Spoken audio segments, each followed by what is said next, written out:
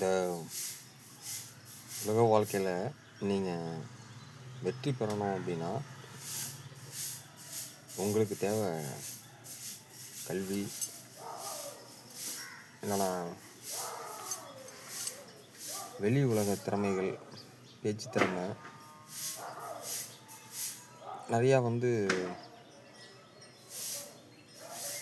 திறமையான சூழ்ச்சியான விஷயங்கள்,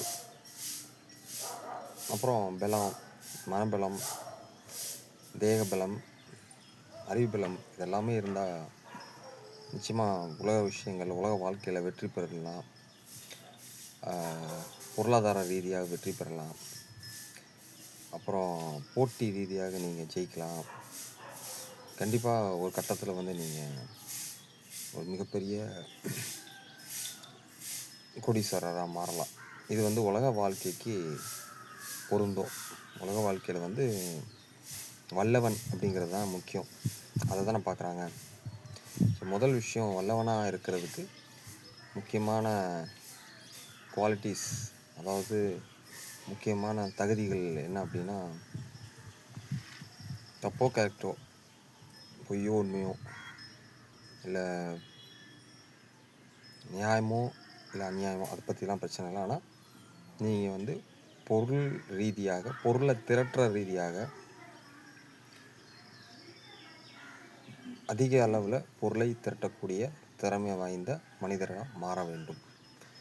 உங்களோட மரியாதை இந்த உலகத்தில் எப்படி இருக்கும் அப்படின்னா, பொருளை வைத்து இருக்கும். நீங்கள் எப்படிப்பட்ட பொருள் வச்சுருக்கிறீங்க, எவ்வளோ பொருள் வச்சுருக்கிறீங்க, என்ன மாதிரியான பொருள் வச்சுருக்கிறீங்க, அதை பொறுத்தே நீங்கள் சொல்வதெல்லாம் உண்மை அப்படிங்கிறது எதை பொறுத்த மாதிரினா, உங்கள்கிட்ட இருக்கிற பொருட்களை வைத்து அதனோட விலையை பொறுத்து, அதனுடைய அரிது எவ்வளோ அரிதாக பொருள் நீங்கள் வச்சுருக்கிறீங்க, யாரும் வைக்காத பொருள் எப்படி வச்சுருக்கிறீங்க, இப்போ எப்படிப்பட்ட குவாலிட்டிஸ், அதாவது ஒரு உயர்ந்த ரக பொருட்களாக உங்கள்கிட்ட இருக்கா, நகை நட்டு உங்களிடம் இருக்கா, கார்லேயே பார்த்திங்கன்னா உயர்ந்த ரக வாகனங்கள் உங்களிடம் இருக்கா, நீங்கள் போட்டிருக்கிற ஆடையிலே பார்த்திங்கன்னா உயர்ந்த பிராண்டட் அப்படிப்பட்ட ஆடையை நீங்கள் போட்டிருக்கிறீங்களா, நீங்கள் கட்டியிருக்க வீடு கோடி கணக்கில் இருக்கா.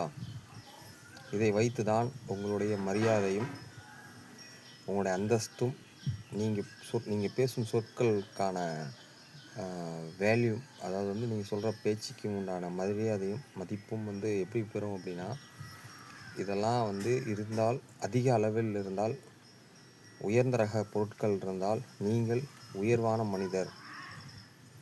இல்லை என்றால் நீங்கள் மதிப்புக்கு உரிய மனிதர் இல்லை. உங்கள் பேச்சு எடுபடாது. உங்களிடம் வலி இருந்தாலும் அதை யாரிடம் சொல்ல இயலாது, சொல்லவும் கூடாது. நீங்களே அந்த வலியை நீங்களே பொறுத்துக்கணும். உங்களிடம்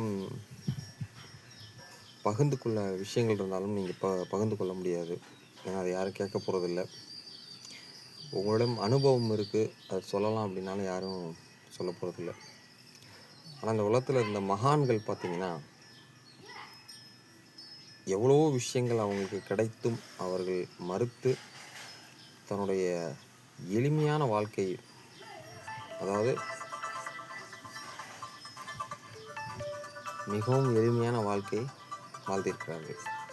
அதுக்கு என்ன காரணம் அப்படிங்கிறத மீண்டும் ஒரு பதிவு நான் போடுகிறேன்.